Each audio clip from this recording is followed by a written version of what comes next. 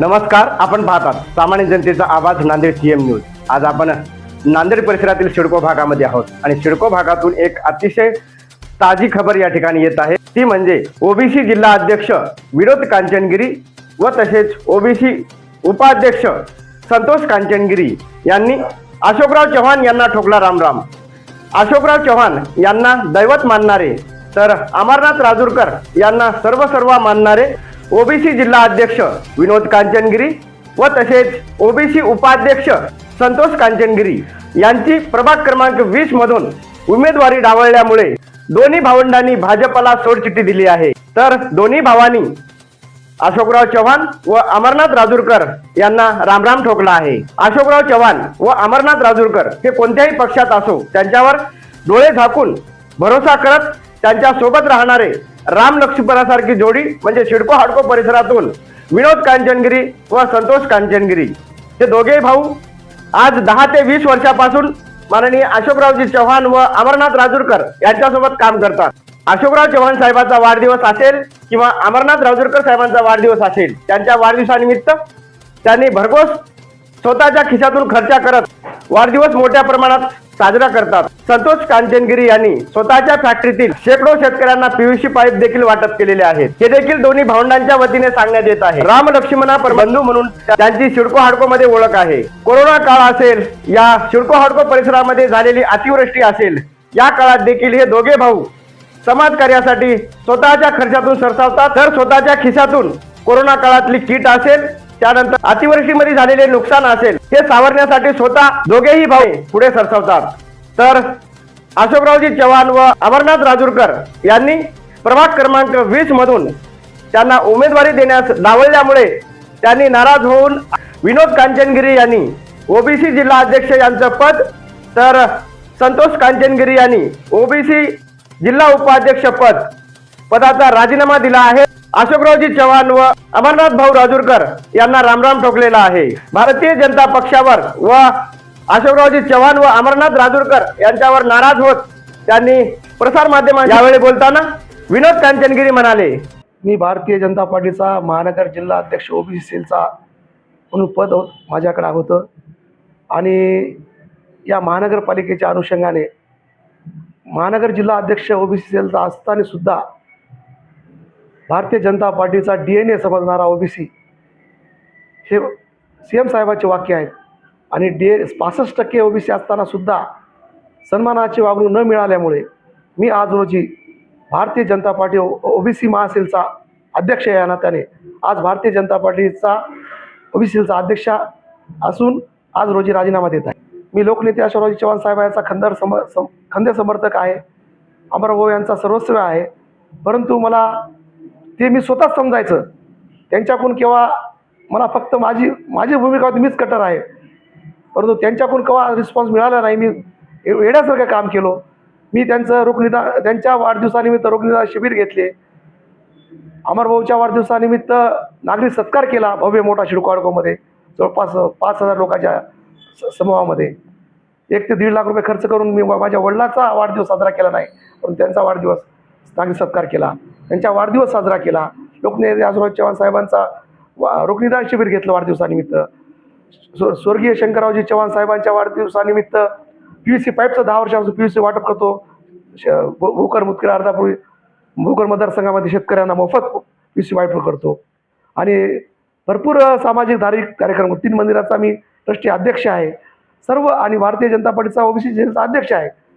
एवढा असताना सुद्धा मला आज लोकनेते अशोकराव चव्हाण साहेब अमरभाऊ यांनी महानगरपालिकेमध्ये तिकीट डावळल्यामुळे आणि ओबीसीचा जिल्हा अध्यक्ष असून जर माझं ओबीसीचा जिल्हा अध्यक्ष असताना सुद्धा मला तिकीट मिळत नाही, तर मग ओबीसीचा जिल्हा अध्यक्षाचं काय महत्त्व, या अनुषंगाने मी आज रोजी राजीनामा देत आहे। विशेष म्हणजे आम्ही एवढे मोठे सामाजिक धार्मिक कार्यक्रम केलेले आहेत।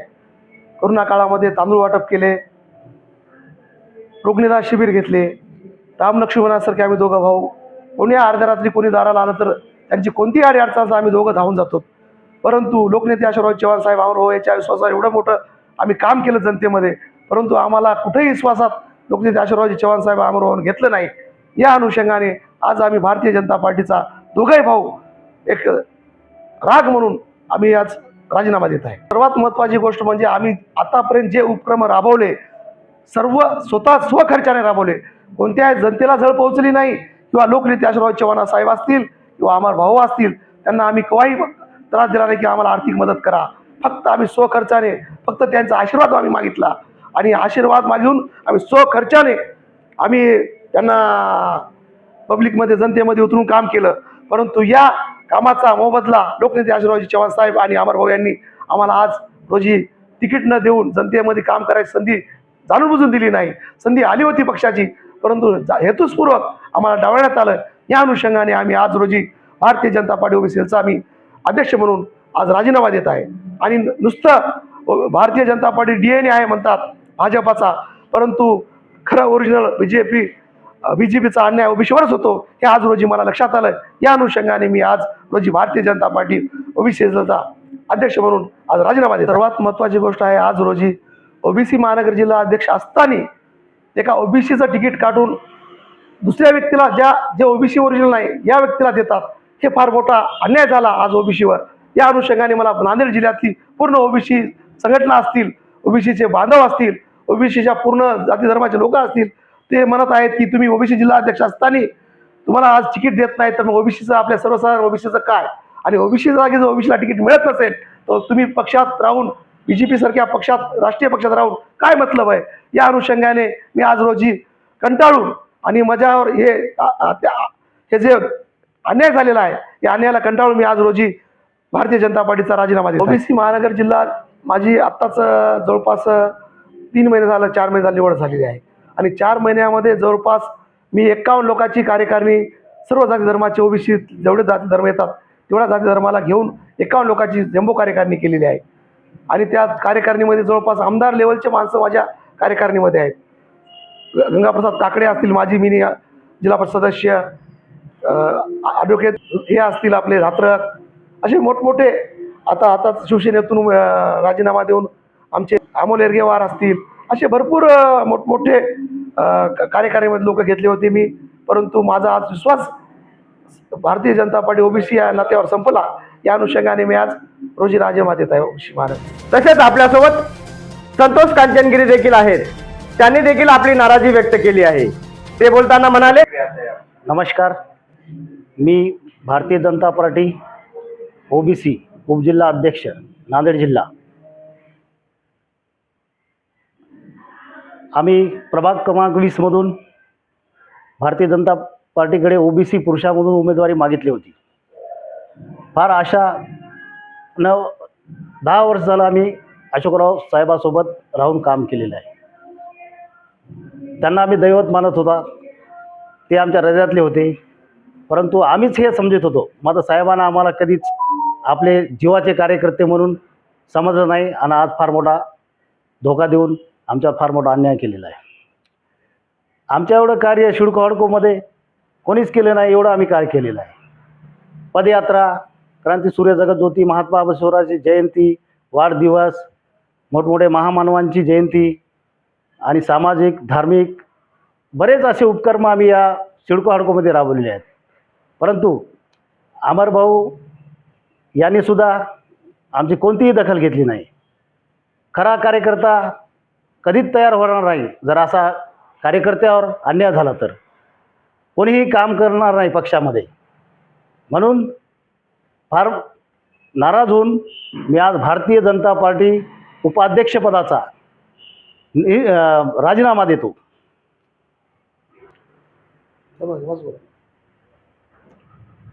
तरी करोना काळामध्ये साहेबावर विश्वास ठेवून जनतेची आम्ही सेवा केली. त्या काळामध्ये फार मोठी महामारी आली होती. त्या काळामध्ये अन्नधान्य आम्ही वाटप केलं जनतेला.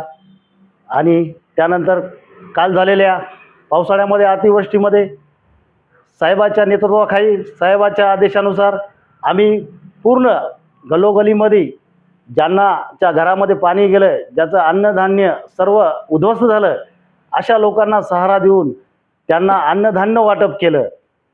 एवढं करूनसुद्धा आमची कुठेही दखल घेतली गेली नाही. त्यामुळे आज मी त्या पदाचा स्वखुशीने राजीनामा देत आहे. आणि दोघे मिळून काम. विशेष म्हणजे शिडको हडकोतील आम्ही दोघा भावाने 100 यंग जनरेशन युवा कार्यकर्ते आम्ही तयार केलेले होते. आणि त्यानंतर प्रत्येक अडीअडचणीला आम्ही दोघं भाऊ राम लक्ष्मणासारखे प्रत्येक ठिकाणी क्षणाचाही विलंब न करता धावून जाणे आणि त्यांचं काम करणे हे आमचं पक्षाचं कर्तव्य आहे, एक सामाजिक धर्म आहे, म्हणून आम्ही हे कार्य केलं. परंतु एवढं करीत असतानासुद्धा कोणतीही भारतीय जनता पार्टी पक्षाने किंवा अशोकराव चव्हाण साहेबांनी अमर भाऊने आमची कोणतीही दखल न घेता आम्हाला विचारलंसुद्धा नाही. आणि त्यामुळं आम्ही नाराज होऊन या पक्षाचा राजीनामा देत आहे. या ठिकाणी सीएम न्यूज साठी संजय कुमारजी गायकवाड. धन्यवाद.